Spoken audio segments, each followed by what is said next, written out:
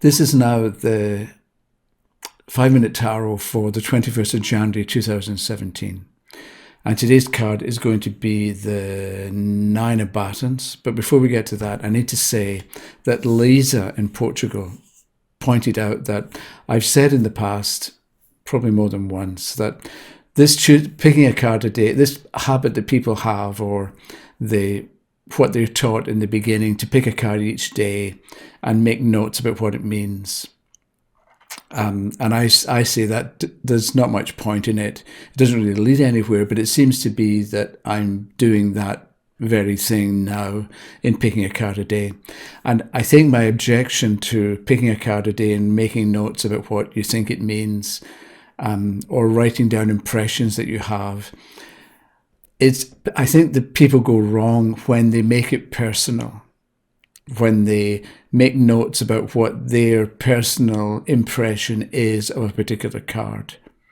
Because whereas what I'm trying to do in these little 5-minute videos is show how you look at a card. Yes, it's got a certain kind of meaning, but we want to see what sense it makes for different kinds of questions. So we're not looking for a fixed word or idea that we then are going to apply in an answer. It's more sort of being in the moment with the card and looking at it and seeing what sense it makes, what's going on in the picture. Because there's someone in Lithuania, Vytautas, I think that's how you pronounce the name, and he said when he looks at the 7 of Pentacles, it makes him feel sad, which is okay. And I'm not saying that you can't feel sad when you look at the 7 of Pentacles, but if he's doing a reading for me and we turn over the 7 of Pentacles for the past and he says, you're sad, and I could easily say, well, what sense does it make? The person doesn't look sad in the picture. So it can lead to confusion or doubt or barriers between the reader and the questioner. Whereas if we look at the 7 of Pentacles, or let's say take it this one, we're looking at this 9 of Batons, right? So we've got a person standing there and he seems to be on guard duty. So he doesn't look happy or sad. So if somebody turns this card and says to me, this shows that you're sad or unhappy, I can think, well, why does it show that I'm sad or unhappy? Because the person doesn't look sad or unhappy. So I think if we take our meaning or our interpretation or our analysis from the picture itself, we won't go wrong. And we're going to give the questioner something that he or she can work with that's not personal to us, the reader. So we look at this 9 of Batons. We've got a person standing on guard duty outside. Maybe so he's protecting.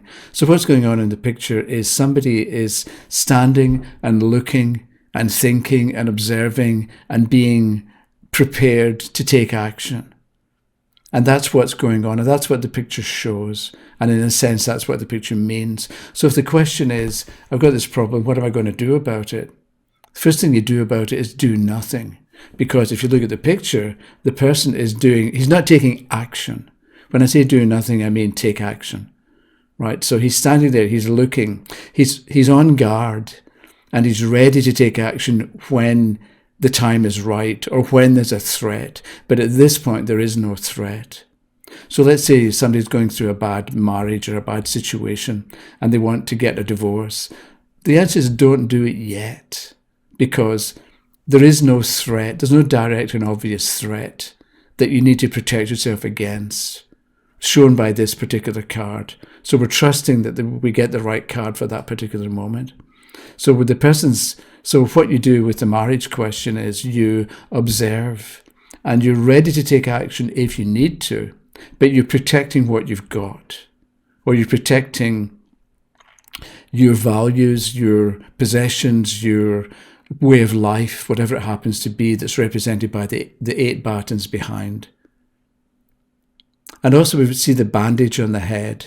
So that can mean, or it can be telling us, let some time pass for, let's say, the cut or the bruising in your head to repair itself or to be repaired. Then when you can take the bandage off, you're going to be 100% able to act positively.